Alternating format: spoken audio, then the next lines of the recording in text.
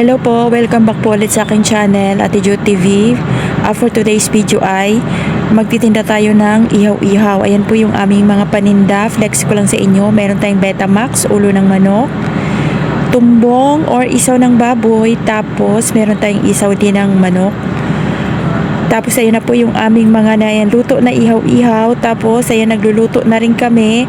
Ang ginagawa po namin ay nag-stock or nagtatambak kami para hindi po tayo mahirapan pag dumagsa na po yung mga customer.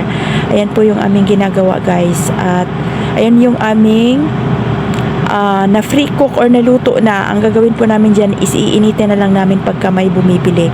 Meron din tayong, ayan na yung Betamax. Tapos yung aming chicken inasal. Ayan po ay may part ng hita, pitso at saka pakpak. Ayan po yung ginagawa ko pong marinate dyan ay kalamansi, bawang, tanglad, paminta. Tapos yung ginagawa kong pangkulay is yung ating atsuete. Kaya po ganyan ang kulay. Tapos niluluto na namin yan. At yan po pala ay yan na rin yung ulam namin para hindi po kami mahirapan or hindi ako mahirapan na magluto at makatipid din tayo sa gasol dahil mahal po ang gasol ngayon.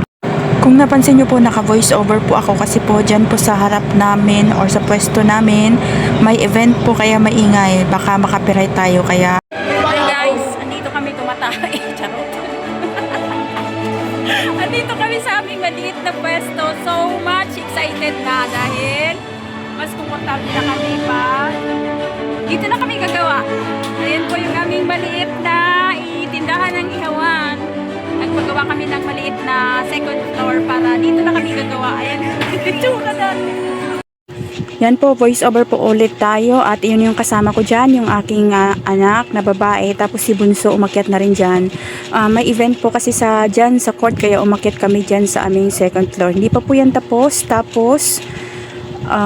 yun lang, na-feel ko lang na mas, ayun po yung sa baba, yan yung aming mga customer. Bali, yan po sa baba pala, sa mga bago pa lang, sa baba po, yan po yung aming tindahan ng barbecue. At ayun, pinasilip ko lang sa inyo. Tapos, yun po, yung nakita nyo naman na nasarap tayo ng covered court at yung time po na yan, may event po dyan. Kaya, mas ano po siya, mas masaya, mas maganda po pag ganyan. Tapos may lababo na tayo. Ayan po yung lababo, tapos yung aming panghaw, mahaba po yung panghaw na yan. Lampas bubong po yan, yung panghaw na yan. Kung hindi pa kami nakapagawa ng second floor, mataas na po talaga yung panghaw na yan. At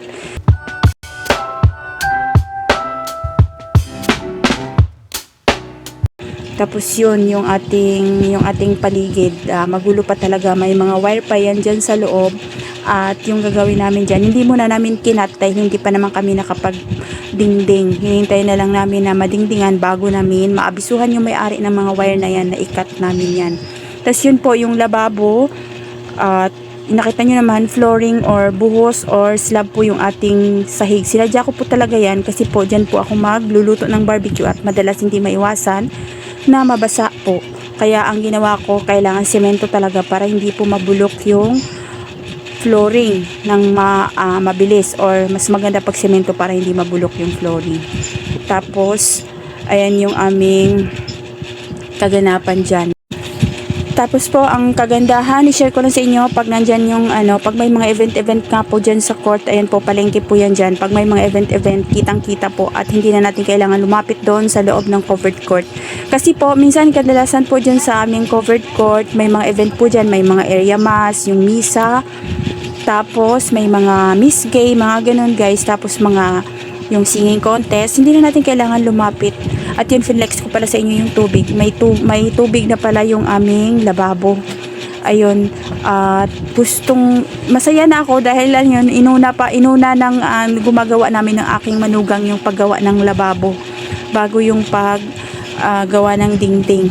Tapos, ayan po, sobrang masaya lang ako kasi hindi ko in-expect talaga na ayun, excited ako at hindi na kami mahirapan na mag-akyat-akyat mula dito sa bahay namin hanggang sa tindahan, lalo na ngayong tag-ulan na.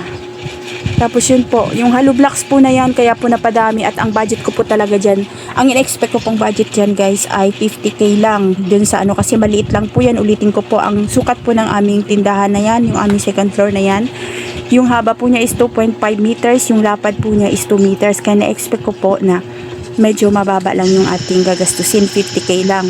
Hindi ko akalain guys, aabot na tayo ng mas lampas pa, mas dodoble pa. Kaya dun sa video ko po, sa last ko po na neto, episode or part, ipapakita ko po sa inyo kung magkano po talaga yung kabuuan natin yung gastos, kasi hindi pa naman po talaga siya as in tapos, kaya hindi ko po detalye or maipakita sa inyo kung magkano po talaga yung ginastos namin dito. Kasi po, yung gumagawa po dyan sa aming pwesto ay yung aking manugang. Ayan po yung itsura niya sa baba guys. So, yung manugang ko po, bali, pumupunta-punta po siya everyday. Wala na po siya dito sa aming gumagawa. Linggo lang siya pumupunta dito. Linggo lang yung buong araw niya po na nagtatrabaho. Pag every week, pag weekend po or weekend or every Monday to Saturday, pumupunta po siya ng 2 hours. 2 hours po yung trabaho niya, kaya sapat na po yun kahit paano medyo umusad-usad yung paggawa ng aming munting second floor. Tas yan po yung pwesto. Paubos na po yung aming barbecue niyan guys. Ayun po, nakita nyo sa baba na yan. Yan po yung pwesto namin ng ihawan. Tapos yun yung covered court. May event dyan. Ulitin ko po. Kaya yun, masaya at ayun, kitang-kita na yung kung ano man yung kaganapan dyan sa covered court. Hindi na natin kailangan lumapit doon sa loob ng covered court. Kasi naririnig at kitang-kita natin. Tapos yun po yung gamit namin sa aming second floor, parlins po yan or bakal. Tapos yung yero po niyan, yero po yung kanyang dingding na dapat gagamitin natin dyan. Tapos yung mga tao, kitang-kita nyo naman sa labas. So, pagka nasa taas tayo, hayahay kasi kitang-kita natin yung dumadaan sa baba. Tapos, medyo mahangin siya. Yan, tuwang-tuwa si Bulilit. Diba? Dito kami. Hindi siya takot sa heights. Ako nanginginig ako sobra. Sarado na nga po kasi gabi na po yan. Tapos ayan yung nagsiakyata na yung aking mga kasama dyan sa taas. Tapos sobrang thankful po ako kay God guys. At nabiyaya po sa amin yung pwesto na yan dahil kahit po maliit, nasa gitna or nasa palengke po yung aming pwesto at nasa harap pa po ng covered court. At maganda po talaga, lalo na pag may mga event, mas mabenta po yung aming mga paninda. Yun lang guys, yun, ulitin ko, sobrang thankful.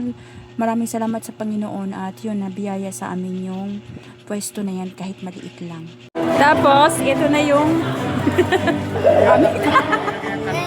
iniligpit na kami. Hindi ako takot sa heights, bumaba lang ako. Kaso nagtunong lang ako kay Tito. We, Kaso hindi. ito na. Ayun yung itsura niya. Doon kami galing. Tapos, ito na yung aming munting ihawan. Hindi ako Nagliligpit na sila. takot bumaba lang. Yun. Ligpit time. Hindi ako takot. Hindi Hindi ako pa talaga tapos kasi ayusin pa yan. Ayan yung ating flooring siya guys. Semento yung ilalim niya, yung taas niyan. Tapos ito, steel deck yung baba. Hala, nagagana na ano yung. Ligpitan time.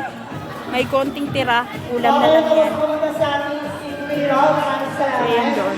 Bakit na masangkit? Sa mga bago pa lang po pala sa aking YouTube channel, lahat po ng mga pinapakita kong ito, yung mga ihaw-ihaw na pinakita ko sa inyo, lahat po yan ay may video na po ako. Paki-check po sa aking YouTube channel. Pati po yung aking sweet sauce, may video na po ako. Maraming salamat po ulit sa inyong panonood and God bless po sa ating lahat.